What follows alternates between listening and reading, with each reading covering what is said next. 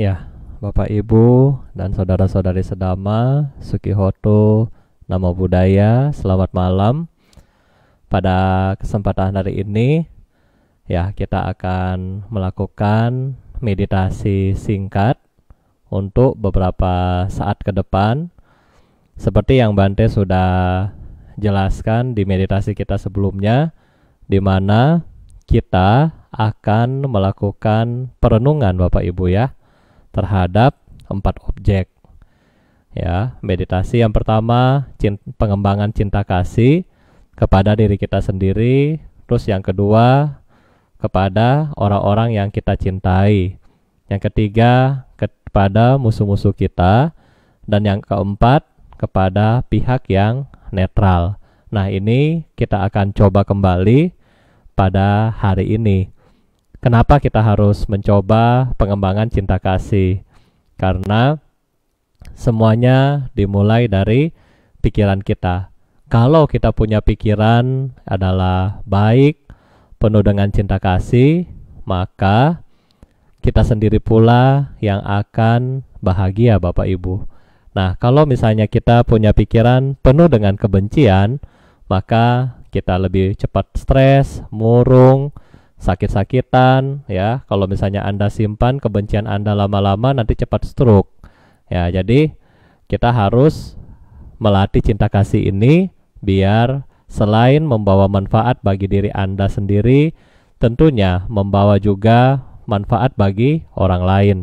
Dalam Anguttara Nikaya, Buddha berpesan kepada kita, siapapun yang suka melatih meditasi Bapak Ibu, maka dia akan menjadi orang yang bahagia. Yang pertama, manfaat-manfaat meditasi. Yang pertama ini adalah khususnya meditasi cinta kasih.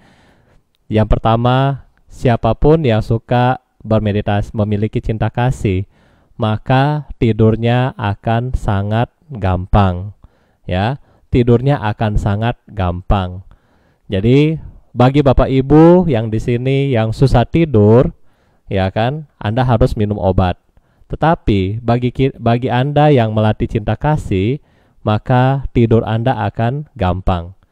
Yang kedua, kalau tidur Anda gampang, otomatis ketika Anda bangun pagi besok harinya, Anda akan lebih segar, lebih sehat ya, kalau ketika Anda bangun pagi.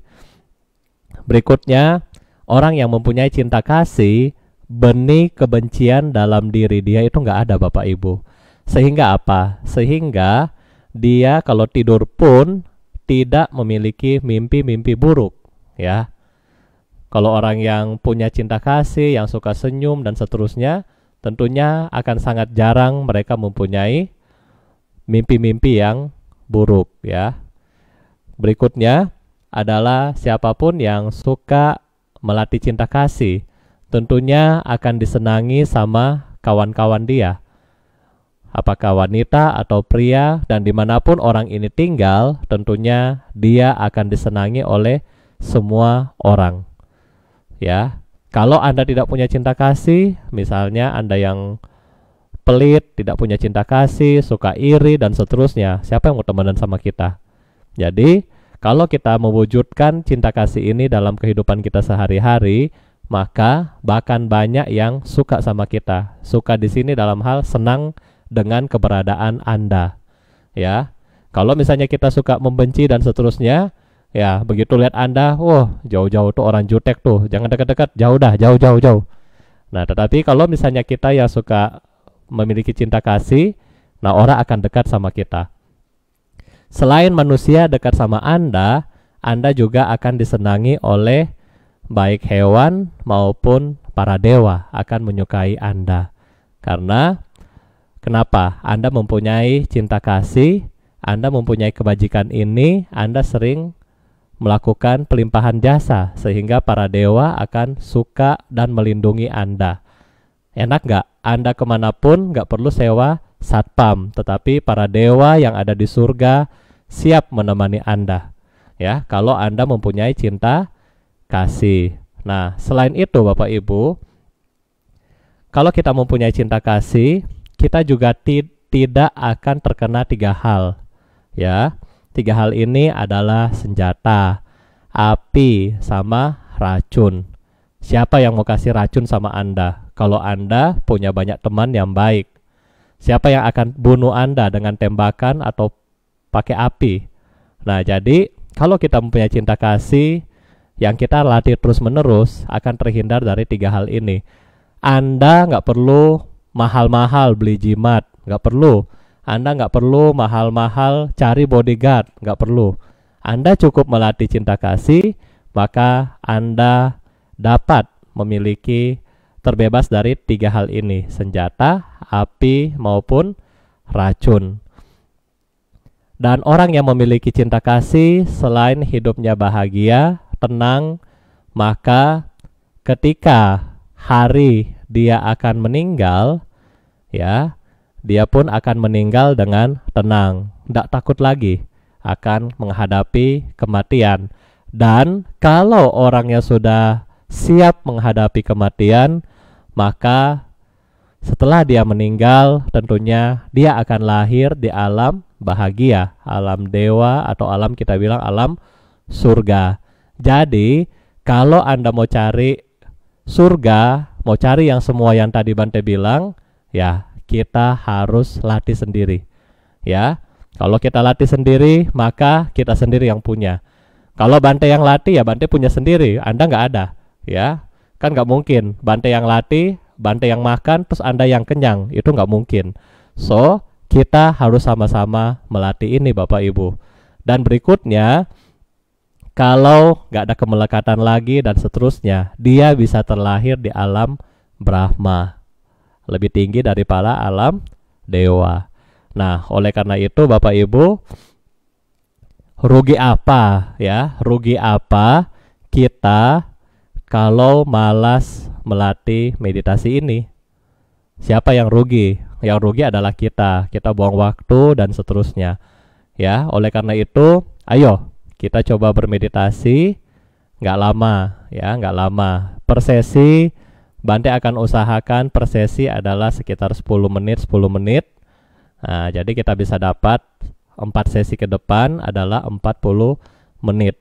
Dan 40 menit ini adalah buat kita pribadi Bapak Ibu, buat kebahagiaan Anda, buat biar Anda bisa tidur enak, wajah Anda nanti juga, oh ya Bante lupa. Kalau yang suka bermeditasi cinta kasih atau melatih cinta kasih ini, wajahnya akan seling ya, karena pakai Nivea, bukan ya, tetapi akan ada secara alami inner beauty yang muncul sehingga wajah Anda terlihat lebih awet muda dan seterusnya. Jadi kita nggak perlu sampai jauh-jauh ke Korea untuk operasi plastik karena sekarang lagi COVID ya, nggak bisa pergi Anda.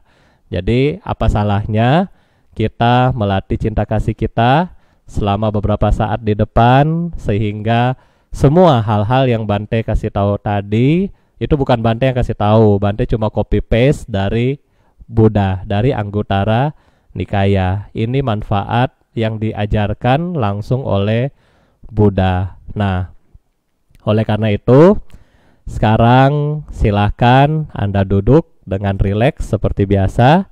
Jika Anda duduk bersila seperti Bante hari ini,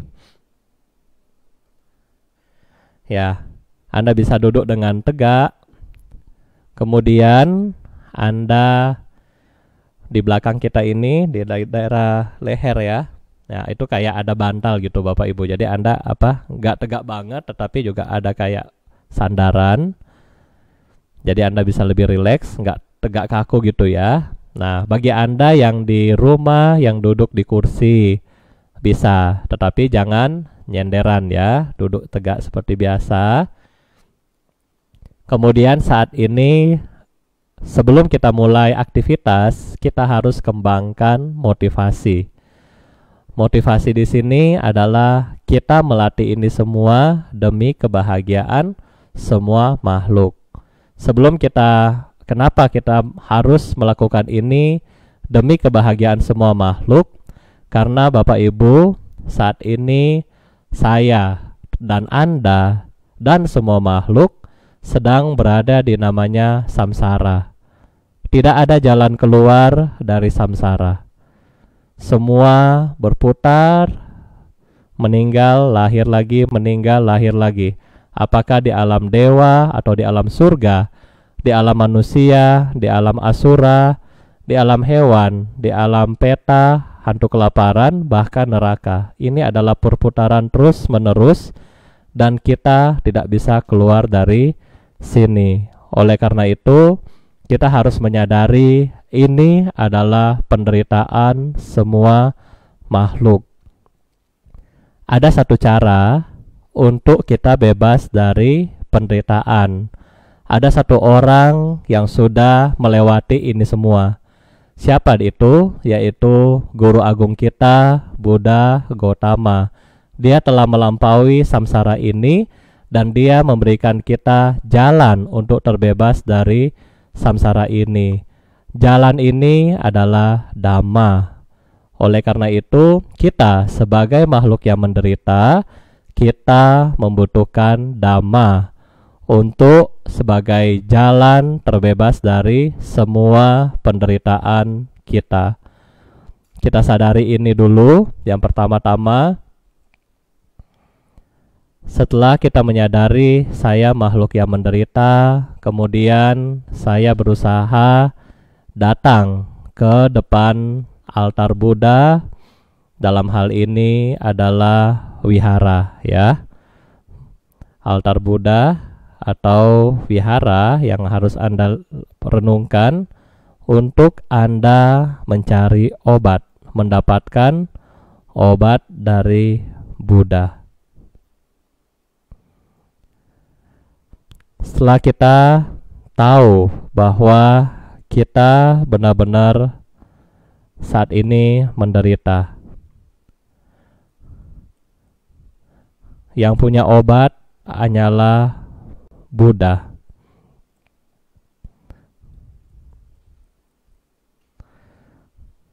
Buddha yang telah mencari obat untuk penderitaan kita. Nah, oleh sebab itu, sekarang kita kembangkan syukur atau bakti kepada Buddha, di mana atas kebaikan Buddha, beliau telah memberikan Dhamma ini atau obat ini kepada kita secara cuma-cuma. Siapapun yang sudah mendapatkan obat ini, kalau tidak diminum, tentunya tidak bisa sembuh. Kalau diminum, maka bisa sembuh. Oleh karena itu, bagaimana cara meminumnya adalah bagaimana kita mempraktekkan Dhamma yang sudah diajarkan. Salah satu Dhamma yang diajarkan oleh beliau adalah mengembangkan pikiran cinta kasih. Karena Buddha dan para Buddha, mereka memiliki cinta kasih dan kebijaksanaan yang tak terbatas kepada semua makhluk. Oleh karena itu, salah satu aspek adalah cinta kasih yang kita akan latih malam ini. Sekarang Anda mulai duduk dengan rileks. Sadari posisi duduk Anda.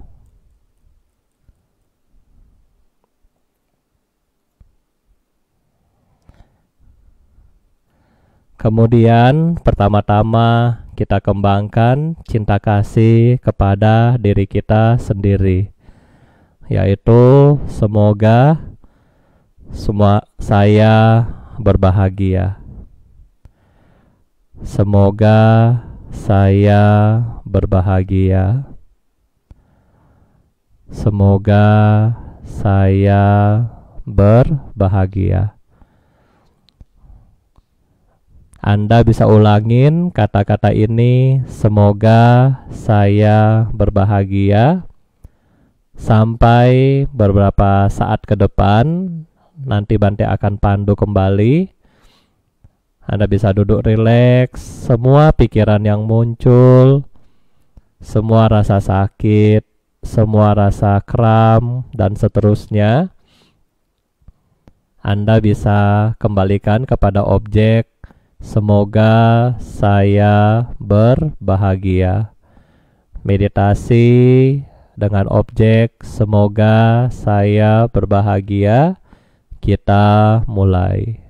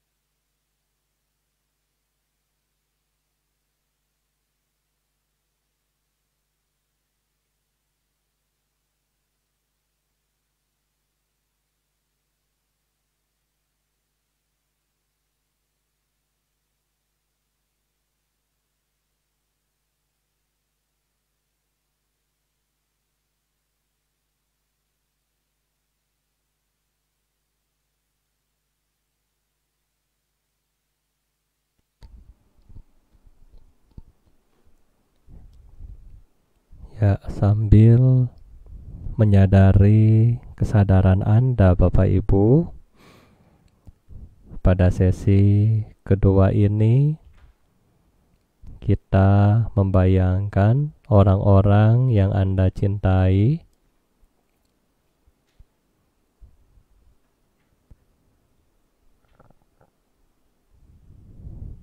kemudian pancarkan cinta kasih kita kepada mereka.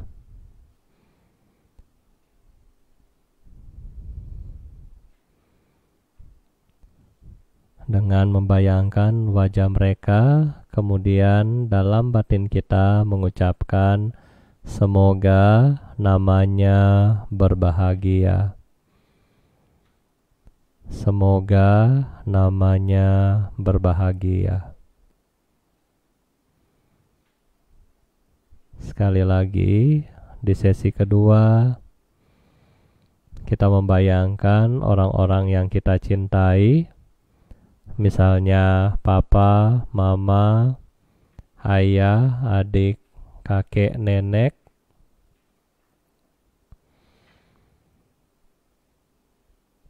Sambil membayangkan wajahnya, kita kembangkan dalam batin kita, semoga namanya berbahagia.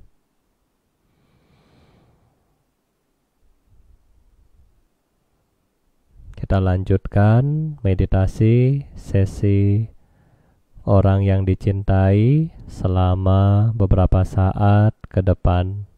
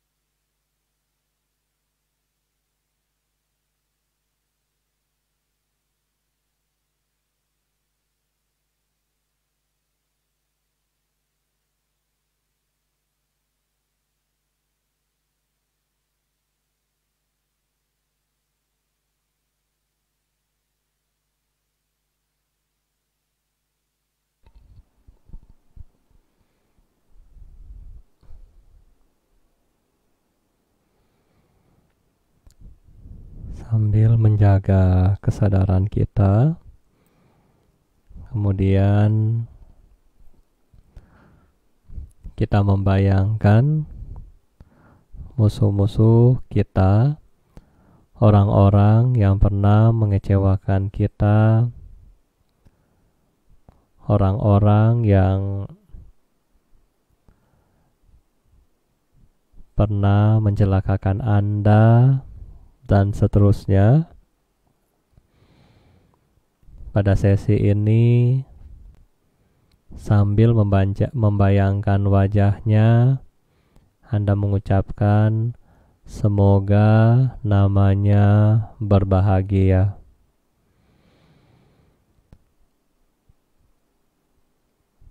Sekali lagi, di sesi ketiga ini, kita membayangkan orang-orang yang pernah menyakiti kita, orang-orang yang mencelakakan kita, musuh-musuh kita. Sambil membayangkan wajahnya, kita mengucapkan, semoga namanya berbahagia.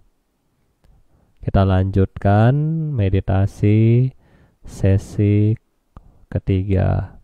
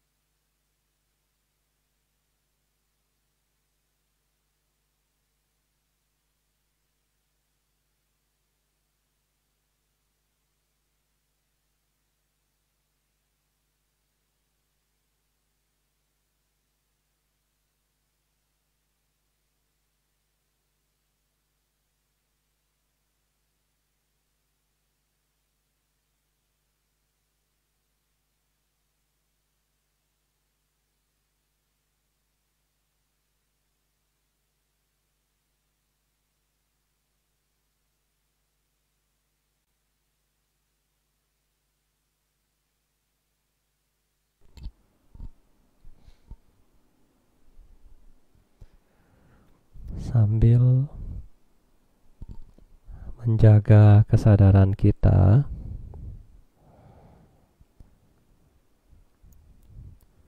Selanjutnya, kita mengembangkan cinta kasih kita kepada orang-orang yang netral, yang mungkin kita ketemu di mall, atau Anda nonton di TV, Anda ketemu di pasar, dan tempat-tempat umum lainnya.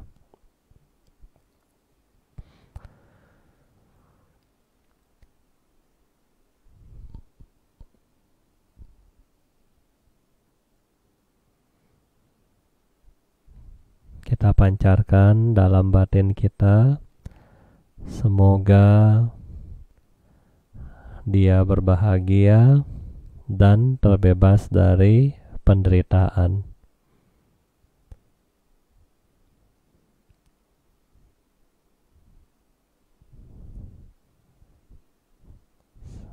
Sekali lagi, kita pancarkan cinta kasih kita ini kepada orang-orang yang netral. Dalam batin kita, kita sebutkan semoga dia bebas, berbahagia, dan bebas dari penderitaan. Kita lanjutkan meditasi sesi terakhir untuk beberapa saat ke depan.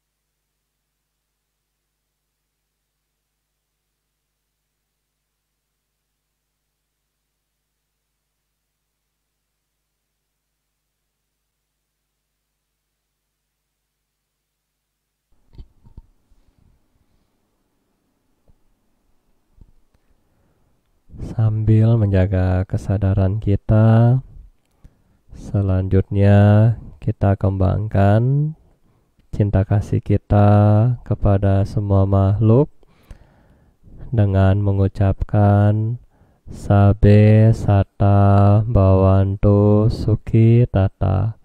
Semoga semua makhluk hidup berbahagia.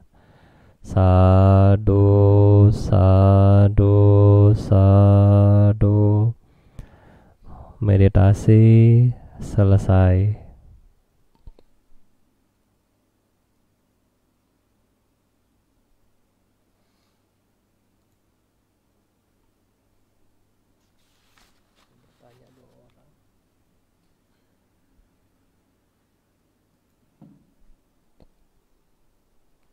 Ya, baik Bapak Ibu dan saudara-saudara sedama, bagaimana perasaannya setelah kita melakukan meditasi?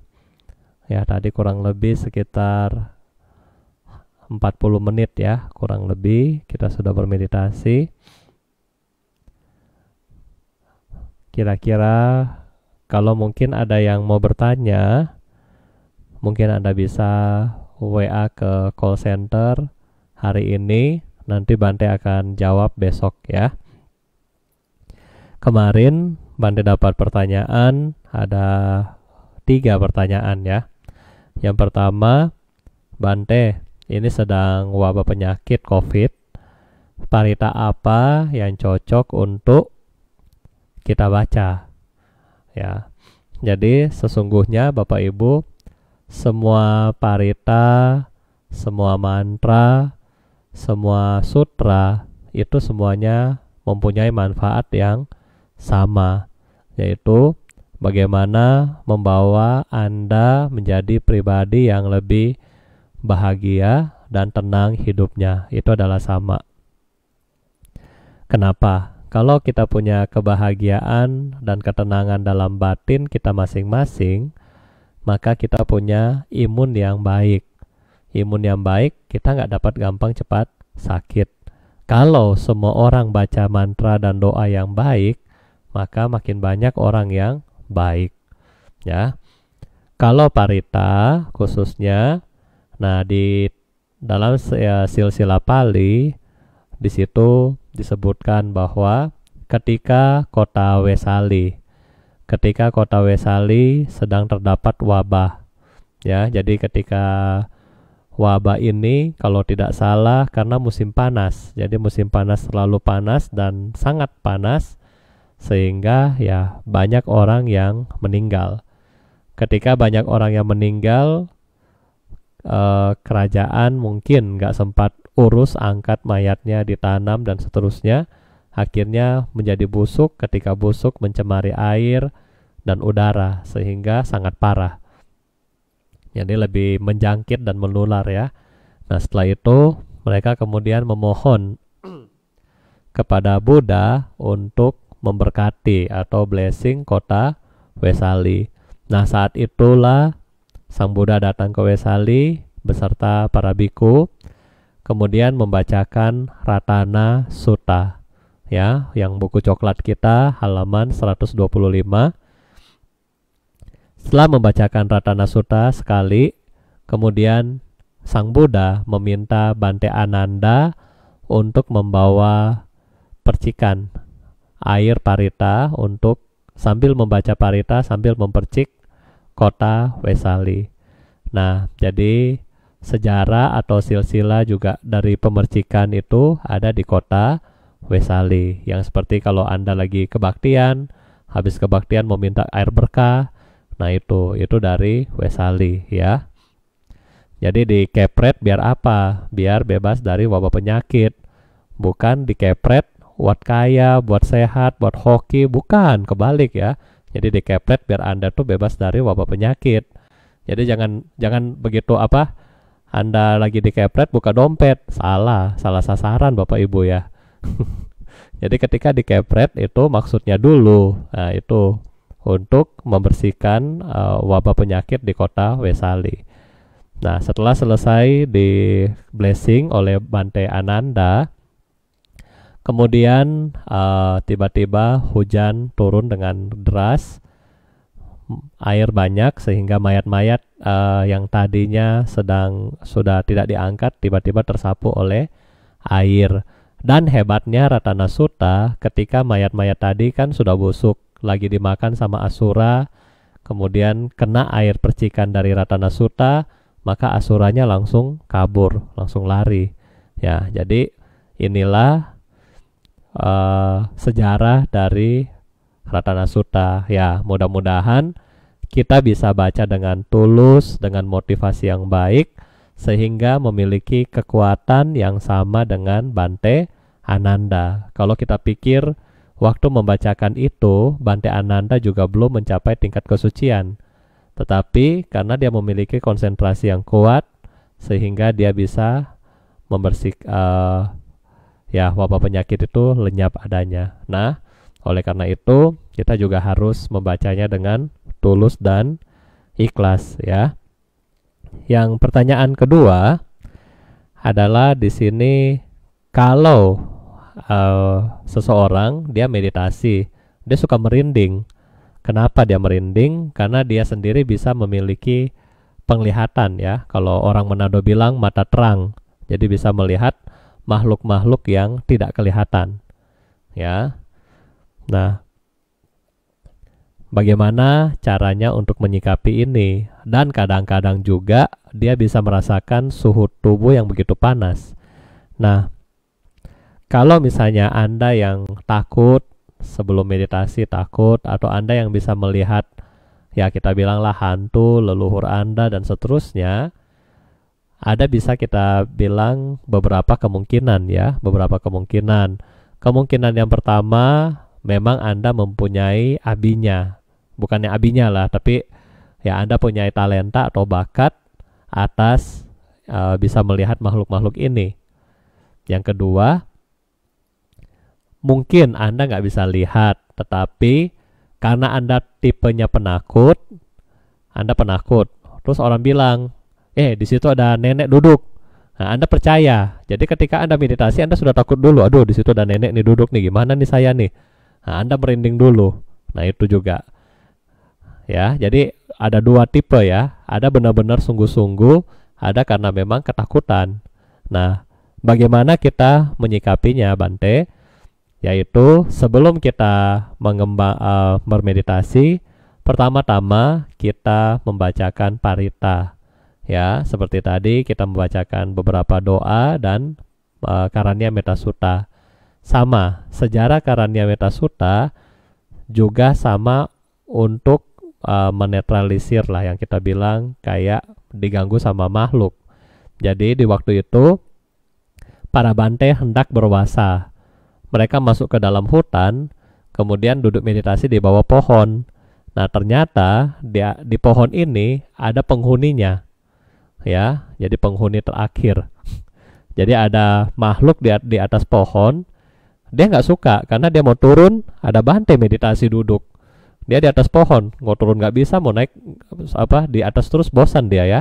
Sama kayak Anda, ya, kena PSBB bosan dia, sama. Tuh makhluk juga sama, di atas pohon bosan dia. Nah, ketika dia bosan, akhirnya para makhluk ini bersepakat, kita bagaimana caranya mengusir nih para Bante keluar dari hutan ini. Nah, jadi malam-malam mereka bikin suara-suara menggema dan seterusnya, sehingga para Bante nggak bisa meditasi dan ada beberapa dari mereka takut, sehingga mereka pergi kembali ke Buddha dan Buddha ajarkan Karanya Metta Sutta. Karanya adalah yang harus dilakukan metta, ya, cinta kasih. Jadi yang harus dilakukan untuk mengembangkan cinta kasih. Ya, jadi yang harus dilakukan untuk mengembangkan cinta kasih kita bahas minggu depan.